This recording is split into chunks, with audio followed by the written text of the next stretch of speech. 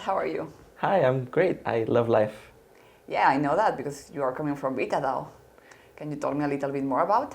Yeah, so we are a community of over 10,000 people that are gathering money with this token called Vita, and then deploying it. We've deployed millions of dollars into early stage research, aging research specifically, to advance it to a stage where we can start new longevity biotech companies so that we can live longer and healthier lives because life is so awesome. Yeah, I mean, I know that you are kind of DeSci OG. Mm. What motivates you to join, create in this community? It's really this love for life and also the fact that I've seen that the other side of health. I think most young people are just healthy and don't even think about the future degeneration that will come with age and frailty and so on. But I'm present to that because I have this genetic disease. I've had a lot of surgeries during my childhood, spent a lot of time in hospitals, and I know that health is the most important thing. Like I am very, very, very present to that. It's not just like a saying. Yeah, I'm sure that life experience probably changed someone very deeply. Okay, so how actually it works? Like you have the token of Vita, and you gather money to actually invest in investigations about longevity. How you manage the DAO, because it's a decentralized organization. So actually, I think it would be great if you explain a little bit actually how all that kind of VitaDAOs work, because I think it's amazing and unique, new, and you are the best one to tell me about. Thank you. So we have a system of governance where there's one token, one vote.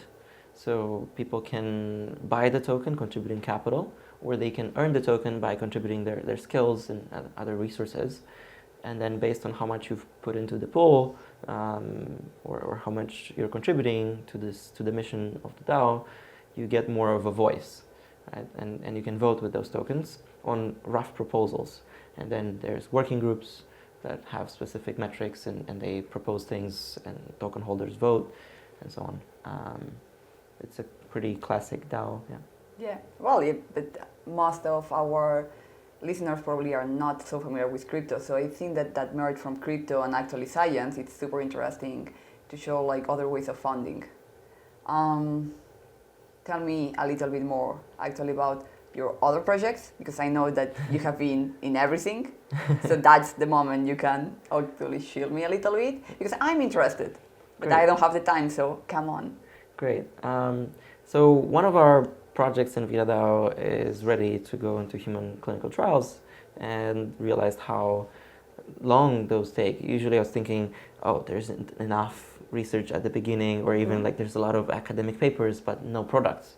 So I was thinking, let's advance that to a stage where it can be spun out into a company, and then biotech VCs will invest and pharma will license it and trials will happen. But I was like, wait, it takes so long, usually 10 to 20 years for a drug to come to market. So I was thinking it's faster to build a city where we have a special regulatory regime and we move faster, just like with the COVID pandemic, where we had Operation Warp Speed. We created a vaccine in 8 months instead of the usual 15 years.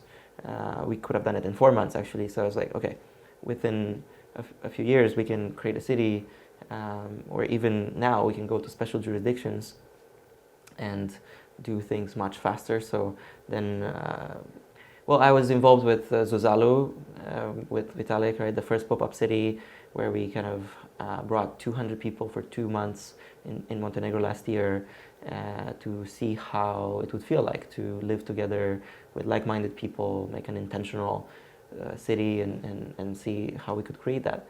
And then we created Vitalia, spun it out of VitaDAO, and to take that further to a permanent city focused on longevity as this one commandment to make death optional.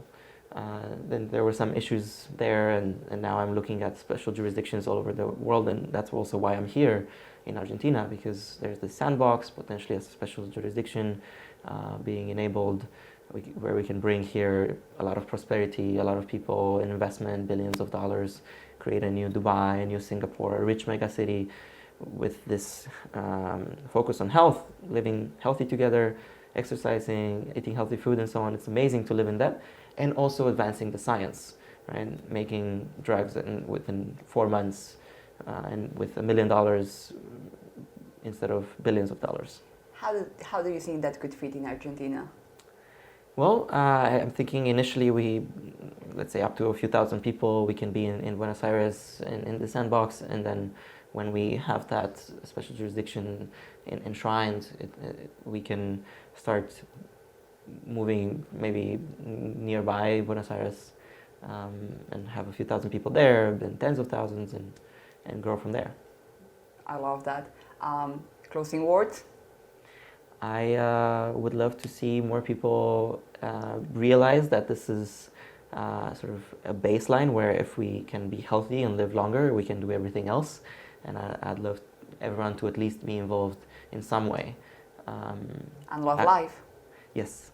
And love life. Okay, thank you very much, Laurence. Thank you.